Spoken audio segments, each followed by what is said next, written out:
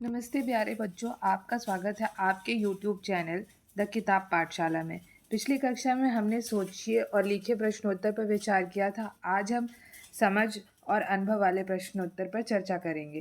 तो चलिए शुरू करते हैं। सबसे पहले हम प्रश्न पढ़ लेते हैं। पहला प्रश्न है, जब कोई शिशु चिड़िया घोंसले से बाहर आती है तो उसे लगता है कि संसार बहुत बड़ा है।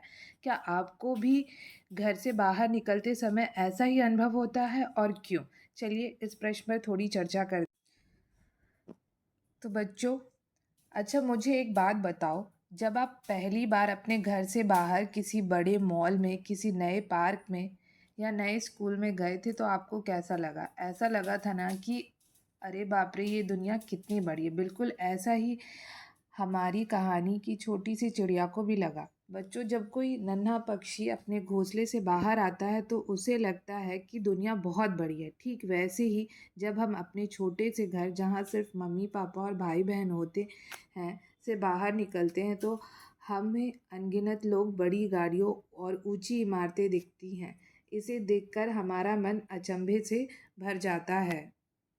तो बच्चों, यहाँ स्क्रीन पर मैंने इस प्रश्न का पूरा उत्तर PDF फॉर्मेट में लिख के दे दिया है आपको। ठीक है, अब हम आगे बढ़ते हैं। दूसरा प्रश्न है, एक शिशु पक्षी की तरह आप भी धीरे धीरे बड़े हो रहे हैं।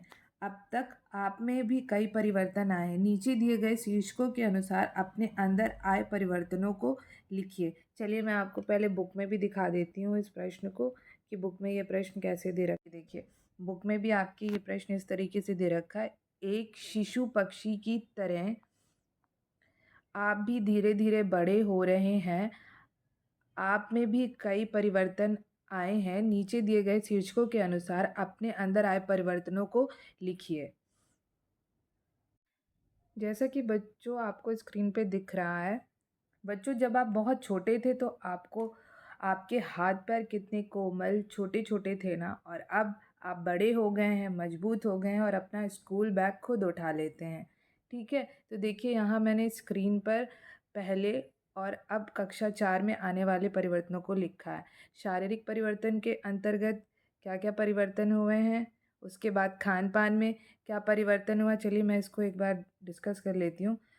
खान पान में क्या परिवर्तन आया है? पहले आप सिर्फ दूध या पतली खिचड़ी खाते थे, लेकिन अब तो आप हरी सब्जी, फल, अपनी पसंद की रोटी सब्जी चबा चबा कर खाते हैं।